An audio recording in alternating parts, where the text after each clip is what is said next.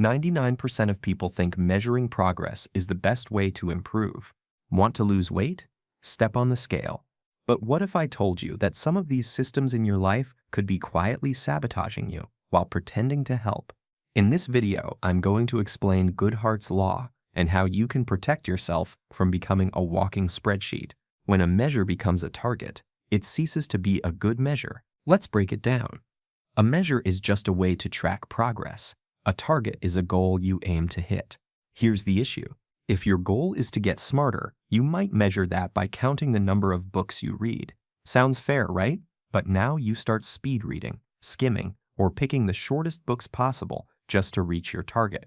So instead of trying to reach your target of becoming smarter, you're actually trying to reach your measurement of reading a certain amount of books.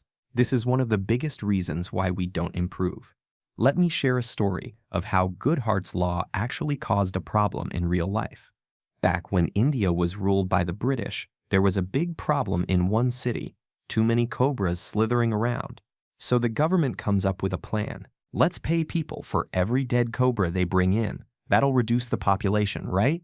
At first, it worked, and it looked like the problem was solved, until it wasn't. Some clever folks realized, wait, I could just start breeding cobras at home, kill them, and get paid. And that's exactly what they did. Soon, there were more cobras than ever before, and eventually the government canceled the program. So now cobra breeders had no reason to keep the snakes anymore, so they just let them go. So what went wrong here? The government's target was to have fewer cobras in the city. That's the goal. And they used a measure, which was the number of dead cobras, to track progress.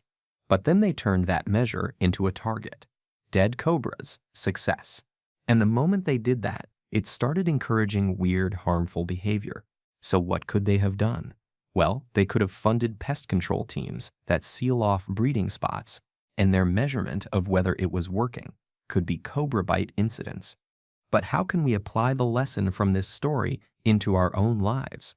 Do we just ban goals? Not entirely. Let me explain. Let's say you want to be healthier. Great goal. So you pick a metric, weight. You're desperate to see that number go down.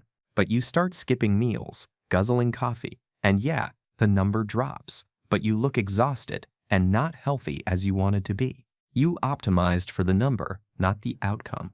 Here's the fix. Instead of just tracking weight, I want you to combine it with other things like energy, sleep quality, and strength.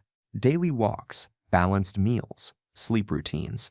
These are habits that build real health, even if the scale stays stubborn. So the real lesson from Goodhart's law isn't just about data.